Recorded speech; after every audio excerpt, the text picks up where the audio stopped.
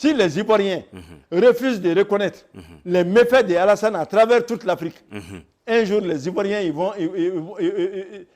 la Côte d'Ivoire va être détruite.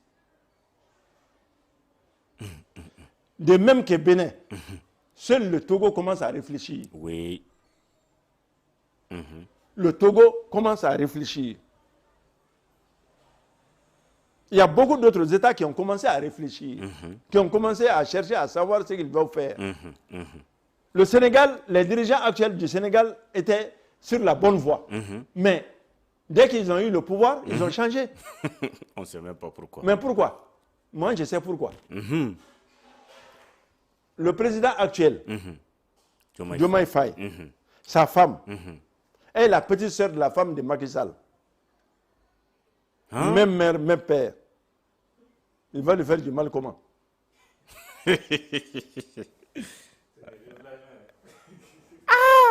C'est pourquoi Macky Sall est sorti avec toutes ses richesses impunément. Il a même son jet privé. Ok. Un pays africain, comment un chef d'État africain peut-il se payer un jet privé? Comment? Comment? Non, mais les Africains, c'est-à-dire que, et puis, tout ça, je comprends le jeu de la France, c'est une question de survie pour elle. Mais elle n'a qu'à se dire, si elle a peur de son lendemain sans l'Afrique, eh bien l'Afrique aussi a peur de son lendemain avec la France. Donc le divorce est... Le divorce est obligatoire. C'est obligatoire. Nous ne voulons pas d'elle. Si elle veut être là, elle n'a qu'à venir, on discute les contrats, on les signe. On discute les accords, on les signe. Mais on ne nous impose rien. Ça, c'est difficile, ça? C'est pas difficile. On refuse cela aux pays africains.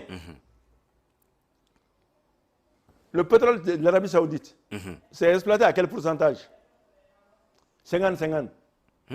50% pour l'Arabie Saoudite, 50% pour les États-Unis. Mais le pétrole du Sénégal, le pétrole de la Côte d'Ivoire, c'est combien pour cent? 10% ou 12% au maximum. Ça veut dire que sur chaque 1000 francs, 880 appartiennent à la France et 120 francs appartiennent à la Côte d'Ivoire.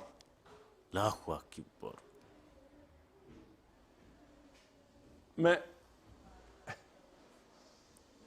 même si on est plus noir que le charbon, est-ce qu'on doit accepter des choses comme ça? Si la France est encore présente en Afrique, c'est par le fait de certains chefs d'État. Et ces chefs d'État, nous devons les combattre.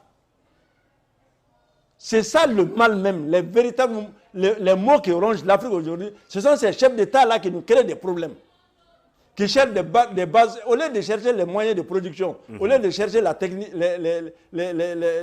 à développer les techniques agricoles et autres choses, on amène les armées. L'armée française va faire quoi en Afrique? Il faut que ces chefs d'État-là, parce que nous-mêmes, parce qu'on ne fait rien contre eux là. Il faut qu'on trouve des stratégies maintenant pour éliminer ces gens-là. Ils cherchent à éliminer nos leaders. Oui. Ils cherchent à tuer nos dirigeants. Nous allons nous priver alors du même plaisir. Nous nous ferons un plaisir de trouver les voies et moyens pour éliminer et Alassane et Talon s'ils ne changent pas. S'ils ne changent pas, Inch'Allah, on trouvera les moyens. Inch'Allah. Ça, c'est quoi? Et l'Algérie, le Mali a tout fait pour ce pays-là. Le Mali a tout fait pour l'Algérie pendant sa guerre de décolonisation.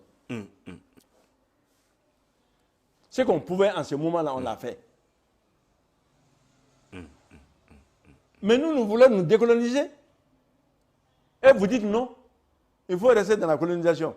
Si ce n'est pas la France, c'est nous-mêmes que nous allons vous coloniser. Eh, On y est Mominga sur mon frère, Abika Tikashi Bayimina. Wallahi. Abika Tikashi Mika Bampeu. À quoi il va faire caca? Vous avez compris? Donc, vraiment, le combat à mener, c'est un combat de sensibilisation, surtout de la jeunesse, que la jeunesse comprenne que ce combat-là, ce n'est pas pour la génération cette génération-là, mais les générations qui vont venir. Ce combat-là, c'est pour eux.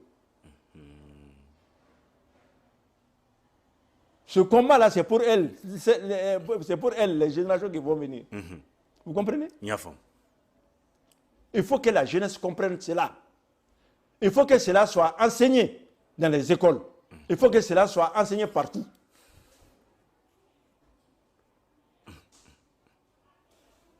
Les cadres politiques qui ne veulent pas changer aussi.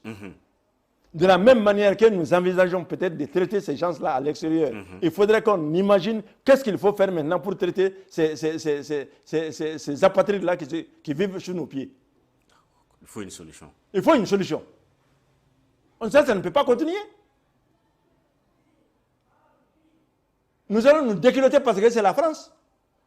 Nous allons nous déculotter pour que c'est la démocratie. La démocratie, on met dans la marmite. La démocratie, on mange. On mange les actions de développement. On mange les grands projets. Mais pas la présence des armées étrangères. Il faut qu'on se décolonise par la force. Il le faut par la force. Aucune négociation n'est à l'ordre du jour. Aucune négociation.